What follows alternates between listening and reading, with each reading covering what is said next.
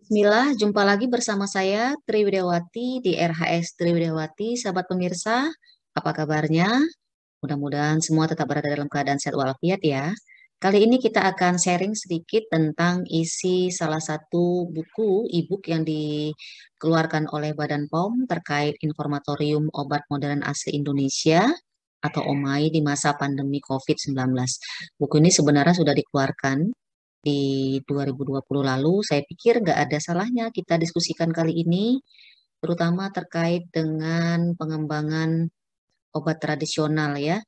Nah, jadi eh, sudah kita ketahui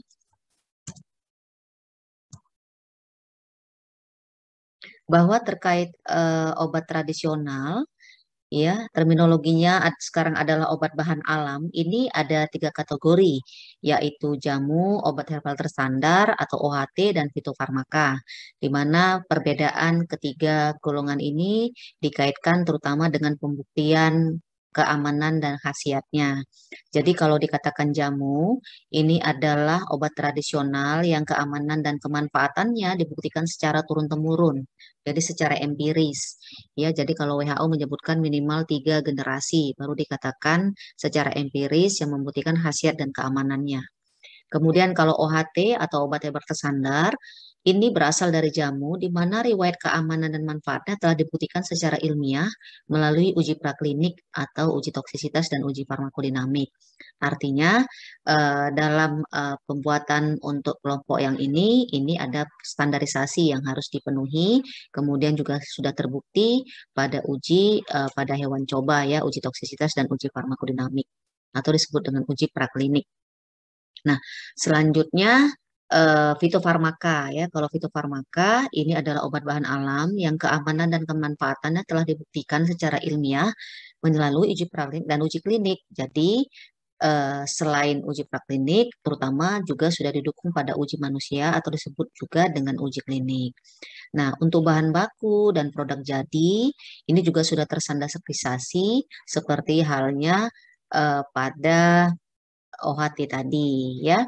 Nah, jadi ini diproduksi oleh industri obat tradisional yang juga sudah memiliki CPOTB, cara pembuatan obat tradisional yang baik.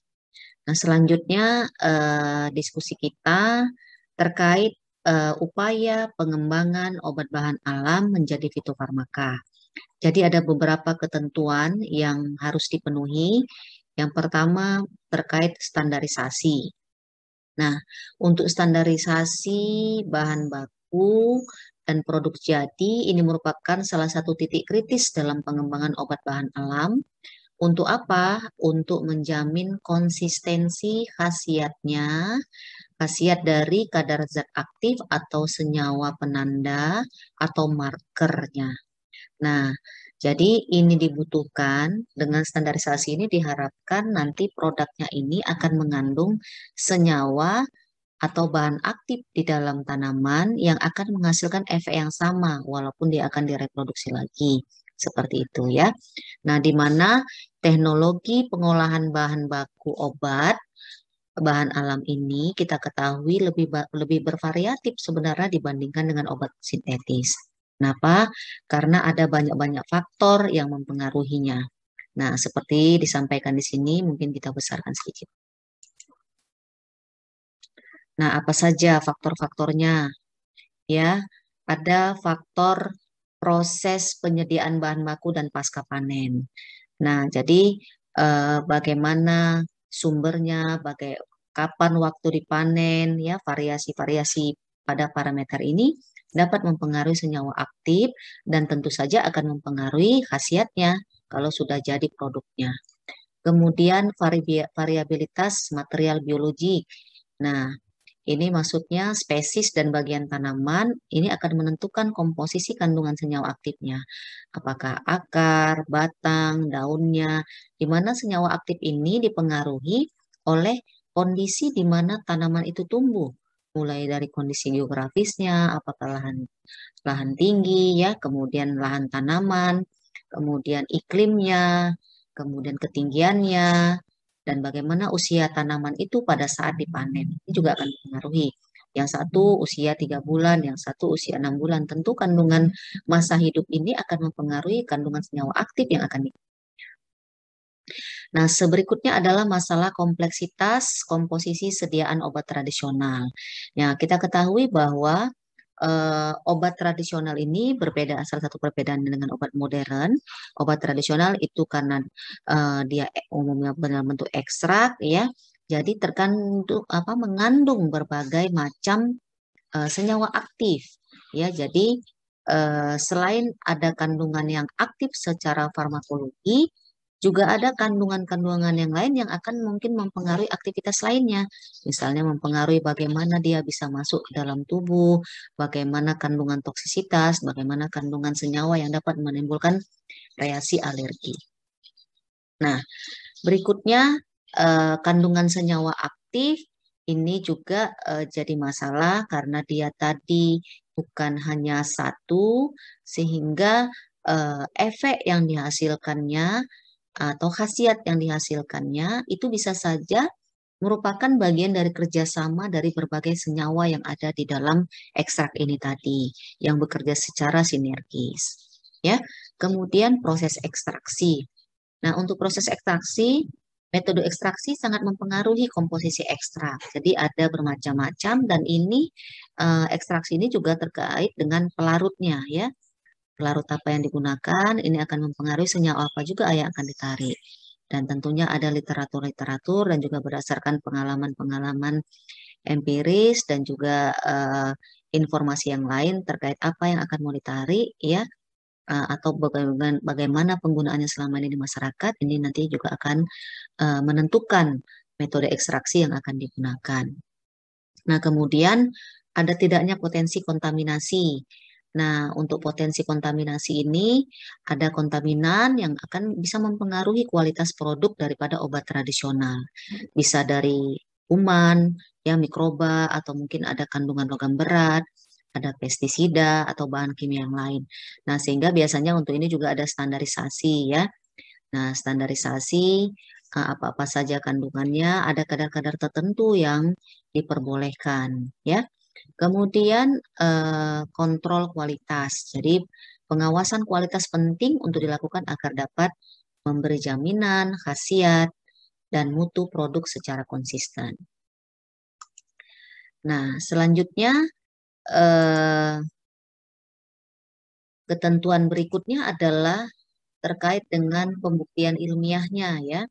Nah, pembuktian ilmiahnya mulai uji praklinik dan uji klinik. Nah, untuk uji praklinik ini adalah uji pada hewan coba, jadi meliputi uji toksisitas akut dan subkronik untuk membuktikan keamanannya.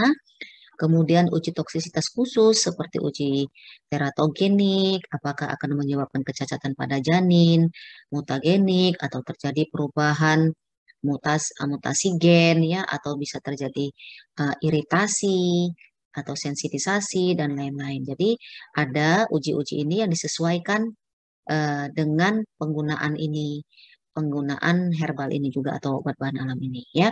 Nah, kemudian uji farmakodinamik ini untuk membuktikan khasiatnya.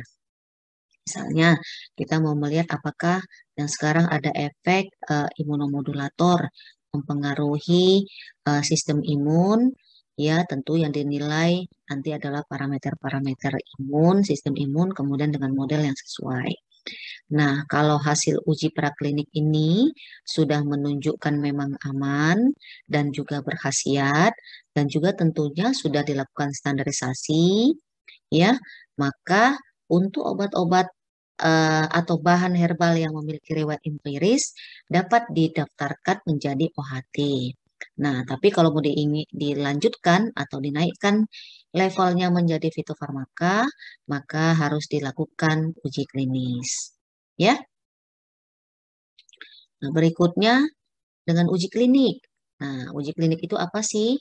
Ya, jadi uji klinik ini, bentar ya.